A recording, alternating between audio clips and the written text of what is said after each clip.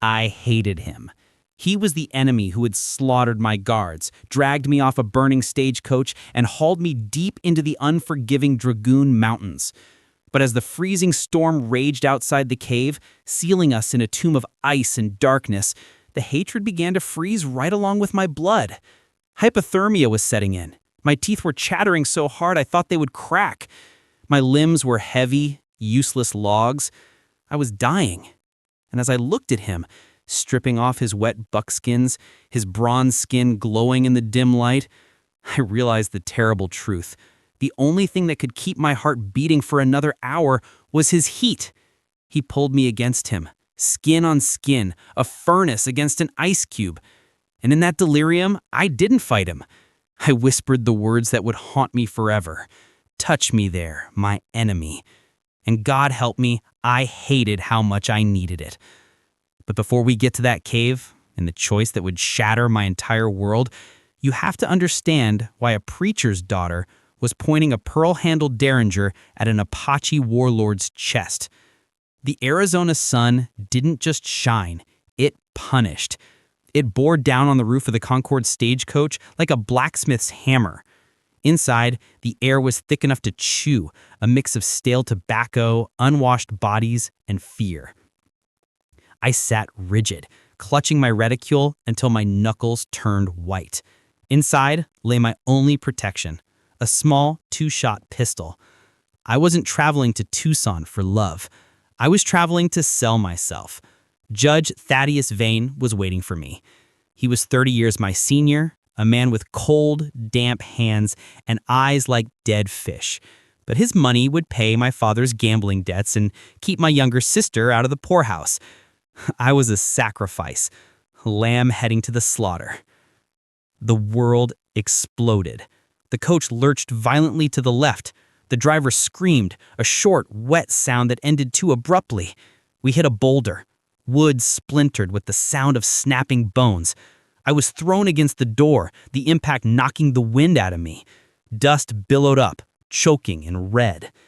"God in heaven!" the clerk beside me shrieked.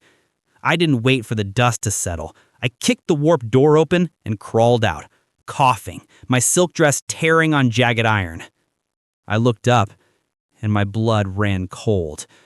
They were everywhere. Apaches. They circled the wreck on painted ponies, silent and terrifying. But one rider stopped. He sat motionless on a coal-black stallion, watching me. He was magnificent, and he was terrifying. His chest was bare, a landscape of bronze muscle and silver scars. His hair was black as a raven's wing, blowing in the hot wind. But it was his eyes that froze me. They were dark flint, hard, unyielding. He wasn't looking at the wreck. He wasn't looking at the horses. He was looking at me. I scrambled to my feet, my hand diving into my bag. I pulled out the derringer. My hand trembled, but my anger steadied it. Bang! The shot went wide, kicking up dirt near his stallion's hooves. The horse didn't flinch. The rider didn't blink. He just tilted his head, a flicker of amusement crossing his stoic face. "Stay back!" I screamed, the sound raw in my throat. "I'll kill you!" He urged his horse forward, slow, deliberate, a predator stalking a cornered rabbit. I fired the second shot. It grazed his arm. A thin line of red appeared on the bronze skin. The amusement vanished from his face instantly. In a blur of motion, he slid from his horse. He moved like smoke. Before I could draw breath, he was on me. His hand, large and callous, clamped around my wrist. He twisted. I cried out, and the gun fell from my numb fingers. I kicked him. I clawed at his face. I screamed every curse my father had ever shouted in his drunken stupors. He didn't strike me. He simply caught my flailing arms and pinned them to my sides, lifting me off the ground as if I weighed nothing. He brought his face close to mine. He smelled of sage, horse sweat, and smoke, a wild masculine scent that overwhelmed me. "You fight like a badger," he said. His English was accented, guttural but clear. Small, vicious. "Let me go, you savage! I am Goyathlay, and you are coming with me." He threw me over his saddle. I expected him to kill the others, to scalp them as the story said, but he didn't. He left the clerk and the salesman shivering in the dirt. He took only me. As we rode away, leaving the burning wreckage behind, I didn't cry. I refused to give him that satisfaction. I burned with a cold, hard rage. I watched the trail. I memorized the peaks. I would survive this, and I would make him pay. We rode high into the Dragoon Mountains, to a place that wasn't on any map. His stronghold wasn't a village. It was a fortress of nature. Wiki-ups hidden so well in the brush, you wouldn't see them until you tripped over them. He pulled me down from the horse. My legs buckled. He caught me, his grip firm. For a second, I was pressed against the hard planes of his chest. I shoved him away. "Why?" I demanded, breathless. "Why didn't you kill me? Is it ransom? Judge Vane will pay whatever you want." Goyathlay looked at me. The firelight cast deep shadows over his sharp cheekbones. He didn't answer. He'd just stare, his expression unreadable, calculating. "Tell me!" I shouted. "Silence," he commanded softly. "You ask too many questions, Izzy Nantan." "What does that mean?" "Little chief, because you bark orders like a white soldier." He turned and walked away, leaving me with his elderly aunt, Eshke. She looked at my teeth like I was a mule and handed me a heavy clay pot. The message was clear: work or starve. I didn't just work, I plotted. 3 days later, I saw my chance. I was gathering wood near the edge of the camp. I found a piece of ironwood, hard and sharp. I sat behind a boulder, using a flat stone to sharpen the point. It would make a crude shiv, if I could just get close to him while he slept. "That wood is brittle," a deep voice rumbled above me. I gasped, dropping the makeshift weapon. Goyathlay was standing on the rock above me, looking down. I expected anger. I expected him to hit me. Instead, he hopped down, landing silently. He picked up the sharp stick. "You want to kill me with this?" he asked, turning it over in his hand.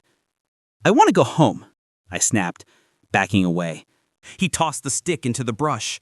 "If you kill me, the others will tear you apart. And if you run," he pointed to the vast, shimmering desert below, "the heat will kill you in a day. The jaguars will kill you in the night. You are safe only here."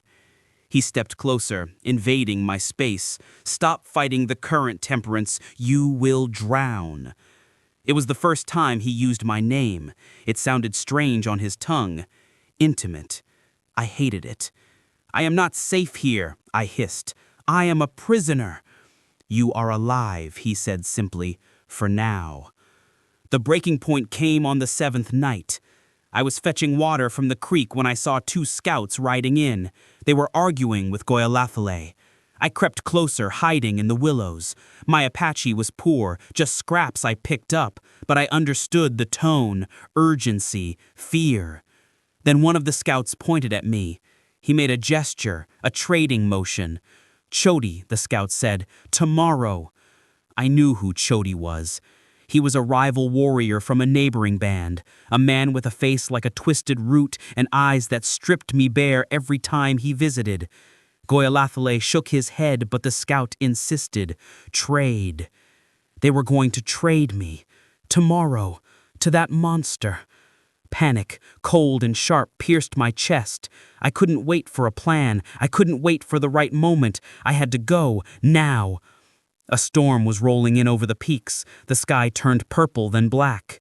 Thunder shook the ground. As the first heavy drops began to fall, sending the camp into a scramble to cover the fires, I made my move.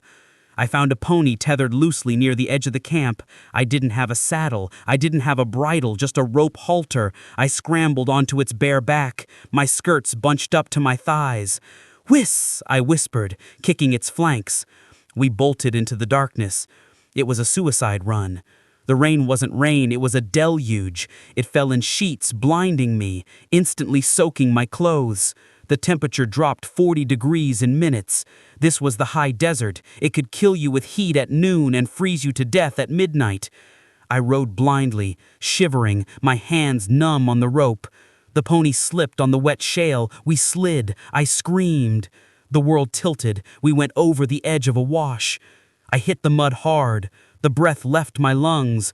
The pony scrambled up and bolted, disappearing into the storm. I was alone. I tried to stand, but the mud sucked at my boots. The cold was a physical weight pressing down on me. I stumbled forward, my teeth clattering like dice. "Help!" I whispered, but the wind tore the word away. I walked for what felt like hours. My vision began to tunnel. The cactus shapes looked like monsters. I fell to my knees. The mud felt surprisingly warm. It would be so easy to just lie down, to sleep. "Get up!" The voice was a growl. Strong hands grabbed my shoulders, hauling me upright. Goyathlay. He was soaked, his hair plastered to his skull. He looked furious, terrifying. "You foolish woman," he yelled over the wind. "You want to die?" "Better die than Chody," I stammered, my lips blue. He froze for a split second.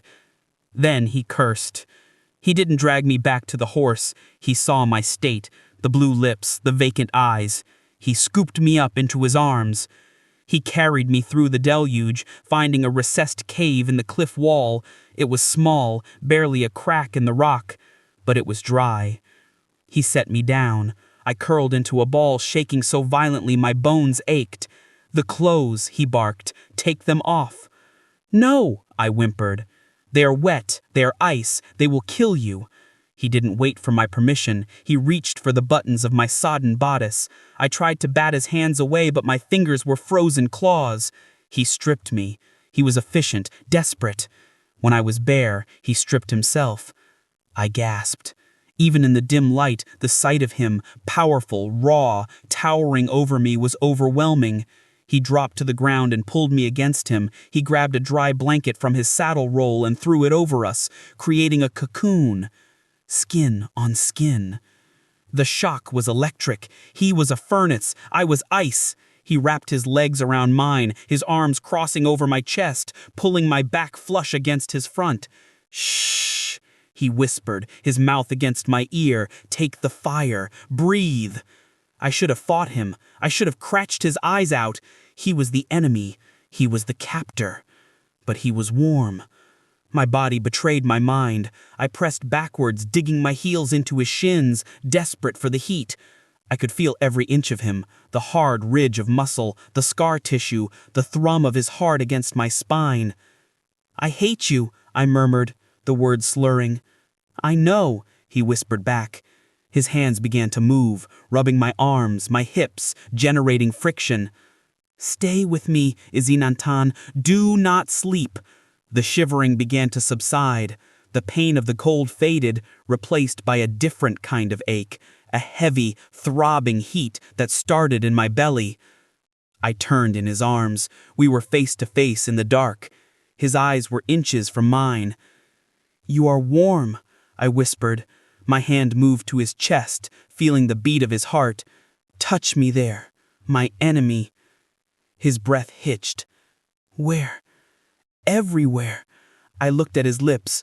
"I hate how much I need it." He didn't kiss me, not yet. He just groaned, a low sound of surrender, and pulled me tighter. We lay there through the night, tangled together, the line between hatred and desire dissolving with every breath. The morning brought clarity and shame. We dressed in silence. He gave me his spare shirt because my dress was ruined.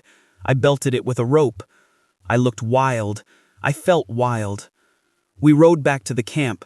I held on to his waist, not because I had to, but because I wanted to feel him. When we arrived, the mood was tense. The warriors were gathered, and there, in the center, was Chody. He looked at me, then at Goyathlay. He smiled, a greasy, cruel expression. He spoke in Apache, loud and demanding. Goyathlay dismounted and pulled me down. He stood in front of me. "What is he saying?" I whispered. "He says I have failed," Goyathlay said, his voice low. "He says a captive who runs is broken. He says he will take you now." You were going to trade me?" I asked, the betrayal cutting deep. Goyathlay turned to me. I took you to stop the train, Temperance. Vane owns the land the railroad needs. I thought if I held you, he would stop the construction. You were a pawn. And now? He looked at me. He looked at the way the sun caught my red hair. He remembered the cave. Now, he said, you are the fire in my blood. He turned to Chody and shouted something. The tribe gasped. What did you say? I asked. I told him he cannot have you, because you are not a captive. You are my wife. My mouth fell open. I am what? It is the only way, he muttered. If I claim you, you are protected. If I do not, Chody takes you tonight. He stepped closer, his dark eyes burning into mine. Choose, Temperance. The judge is far away. Chody is here. I am here. I looked at Chody, who was fingering the hilt of his knife. I thought of Vane, the cold fish, and then I looked at Goyathlay, the enemy who had warmed me, the savage who had saved me. I choose you, I said. That night, there was no escape. The drums beat a rhythm that matched my pulse. The shaman bound our wrists together with rawhide. Goyathlay led me into his wickiup. The air inside was thick with heat. He cut the bindings. You are safe, he said hoarsely. Safe, I stepped toward him. Is that what we are calling it? He reached out, tracing the line of my jaw with a rough thumb. You burn, Temperance. You have always burned. He kissed me. It wasn't gentle. It was a collision. It was a war. I grabbed his long hair, pulling him down to me. We fell onto the furs, a tangle of limbs and desperation.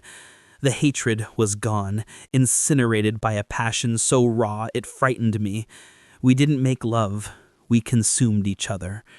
And when I woke up the next morning, looking at his sleeping face, I realized I no longer prayed for rescue. I prayed they would never find us. We had 3 days. 3 days of heaven in the middle of hell. Then the bugle sounded. Soldiers! A warrior screamed. Goyathlay was on his feet instantly. He grabbed his rifle. Vane, he spat. He didn't stop the train. He sent the cavalry. Goyathlay! I grabbed his arm. Hide, he ordered, shoving me toward the back of the wickiup. Do not come out. He ran into the chaos. I couldn't hide. I crawled to the flap and watched. The camp was a slaughterhouse, blue coats everywhere. Goyathlay fighting 3 men at once. He was a demon, swinging his rifle like a club. But then I saw him. Judge Vane, sitting on a white horse on the ridge, watching through a spyglass. Take him alive, Vane shouted. I want to see him kick. A soldier slammed a rifle butt into the back of Goyathlay's head. He went down. No, I screamed. I ran out. I couldn't stop myself. Soldiers grabbed me. Vane rode down, a cruel smile twisting his thin lips. Ah, my blushing bride, Vane sneered, looking at my Apache doskin clothes. You look filthy. We'll have to scrub you raw before the wedding. He is a better man than you'll ever be, I spat at him. Vane's face darkened. He is a dog, and tomorrow, at high noon, you will watch him hang. Then we will be married. Tucson was a cage of civilization. I was scrubbed, corseted, and shoved into a silk dress that felt like a coffin. I stood at the window. The gallows were built in the square. I could see the jailhouse. I wasn't the same woman who had left on that stagecoach. That woman was afraid. That woman was a victim. I lifted my heavy skirt. Strapped to my thigh, stolen from the kitchen, was a boning knife. I climbed out the window. The town was distracted, gathering for the execution. I slipped into the jailhouse. The deputy was sleeping, feet up on the desk. I smashed a heavy lantern over his head. He dropped without a sound. I grabbed the keys. Goyathlay was in the back cell. He was beaten, one eye swollen shut, chained to the wall. But when he saw me, he tried to stand. "Leave me," he rasped. "Save yourself." "Shut up," I said, my hands shaking as I unlocked the irons. "We go together." We supported each other, stumbling out the back door into the alley. I knew it. Judge Vane stood there, blocking our path. He held a revolver leveled at Goyathlay's chest. 2 hired guns stood behind him. "You dirt-loving witch," Vane hissed, his face twisted in disgust. "After I hang him, I'm going to wash you and lie until you bleed white again." Goyathlay pushed me behind him. He could barely stand, but he shielded me. "No," I whispered. I didn't have a plan. I just had rage. I lunged. I didn't throw the knife. I wasn't a warrior. I slammed into Vane, driving the boning knife into his shoulder. He screamed, the gun going off into the dirt. We fell into a heap. I was clawing at him, fighting dirty, fighting for my life. Goyathlay roared. It was a primal sound. He launched himself at the hired guns. He was weaponless, injured, and exhausted. It didn't matter. He broke the first man's arm with a sickening crack, took his gun, and shot the second man. Vane threw me off him, scrambling backward in the dust, clutching his bleeding shoulder. He looked up to find Goyathlay standing over him, the stolen pistol aimed between his eyes. "Mercy!" he shrieked. "I'll give you anything. Money, land." Goyathlay looked at Vane, then at me. "He is yours," he said. I looked at the man who would have sold me, the man who represented everything civilized. "He isn't worth the bullet."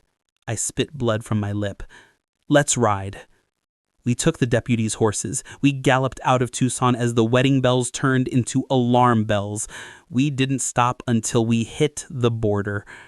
I ripped the corset off and threw it into the dust. "Where do we go?" I asked, looking south towards Mexico. Goyathlay reached out and took my hand. Home. We were enemies. Then we were lovers. Now we were legends. But history calls me a victim. They say I had Stockholm Syndrome. I say I was the only one who was truly free. What do you think?